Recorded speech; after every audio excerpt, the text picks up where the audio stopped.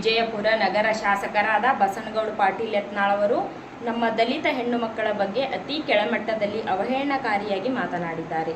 ನಾಡ ಹಬ್ಬ ದಸರಾ ಉದ್ಘಾಟನೆ ಮಾಡುತ್ತಿರುವವರ ಬಗ್ಗೆ ಹೇಳಿಕೆ ನೀಡುವ ಬರದಲ್ಲಿ ಯತ್ನಾಳ್ ಸನಾತನ ಧರ್ಮದವರು ಮಾತ್ರ ದಸರಾದಲ್ಲಿ ಚಾಮುಂಡಿ ದೇವಿಗೆ ಹೂ ಮುಡಿಸಬೇಕು ಹೊರತು ದಲಿತ ಮಹಿಳೆಯರಿಗೆ ಇದಕ್ಕೆ ಅವಕಾಶ ಇಲ್ಲ ಎಂದಿದ್ದಾರೆ. ದಲಿತ ಹೆಣ್ಣು ಮಕ್ಕಳಿಗೆ ಹಾಗೂ ಇಡೀ ದಲಿತ ಸಮುದಾಯಕ್ಕೆ ಅವಮಾನ ಮಾಡಿದ್ದಾರೆ.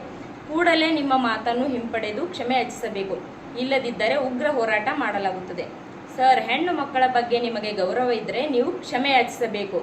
ಪ್ರತಿಯೊಂದು ಫಂಕ್ಷನ್ಗಳಲ್ಲಿ ನೀವು ಅಂಬೇಡ್ಕರ್ ಬಗ್ಗೆ, ದಲಿತರ ಬಗ್ಗೆ, ಸಂವಿಧಾನದ ಬಗ್ಗೆ ಮಾತಾಡ್ತಿರಲ್ಲ. ಅಂಬೇಡ್ಕರ್ ಅವರು ತಮ್ಮ ಜೀವನದುದ್ದಕ್ಕೂ ಮಹಿಳೆಯರಿಗಾಗಿ ಹೋರಾಡುತ್ತಿದ್ದಾರೆ. ಮಹಿಳೆಯರನ್ನು ಅವಮಾನಗೊಳಿಸಿದ್ದಕ್ಕಾಗಿ ಮನಸ್ಫೂರ್ತಿಯನ್ನೇ ಸುಟ್ಟು ಹಾಕಿದ್ದಾರೆ. ಹಿಂದೂ ಕೋಡ್ ಬಿಲ್ಲನ್ನು ಓದ್ಕೋರಿ, ಅದರಲ್ಲಿ ದಲಿತ ಮಹಿಳೆಯರಿಗೆ ಮಾತ್ರನೇ ಅಥವಾ ಪ್ರತಿಯೊಬ್ಬ ಹೆಣ್ಣು ಮಕ್ಕಳ ಸಲುವಾಗಿ ಡಾಕ್ಟರ್ ಬಾಬಾ ಸಾಹೇಬ್ ಅಂಬೇಡ್ಕರ್ ಅವರು ಹೋರಾಡಿದರು ಎಂಬುದು ನಿಮಗೆ ಅರ್ಥ ಆಗ್ತದೆ. ಹಿಂದೂ ಅಂತಿರಲ್ಲ, ದಲಿತ ಹೆಣ್ಣು ಮಕ್ಕಳ ಹಿಂದೂಗಳಲ್ವಾ? ದಲಿತ ಹೆಣ್ಣು ಮಕ್ಕಳ ಬಗ್ಗೆ ಮಾತಾಡೋ ಯಾವ ರೈಟ್ಸು ನಿಮಗಿಲ್ಲ. ಪ್ರತಿಯೊಬ್ಬ ಹೆಣ್ಣು ಮಗಳು ಪಂಚಾಯಿತಿಯಿಂದ ಹಿಡಿದು ಪಾರ್ಲಿಮೆಂಟ್ವರೆಗೂ ವರ್ಕ್ಸ್ ಮಾಡ್ತಾಳೆ ಅಂದರೆ ಅದಕ್ಕೆ ಕಾರಣ ಡಾಕ್ಟರ್ ಬಾಬಾ ಸಾಹೇಬ್ ಅಂಬೇಡ್ಕರ್ ಅವರು ದಲಿತ ಮಹಿಳೆಗೆ ಮಾತ್ರ ಅವಕಾಶ ಸಿಗಲಿ ಅಂತ ಹೋರಾಡಲಿಲ್ಲ, ಪ್ರತಿಯೊಬ್ಬ ಮಹಿಳೆ ಸಲುವಾಗಿ ಹೋರಾಟವನ್ನು ಮಾಡಿದ್ದಾರೆ.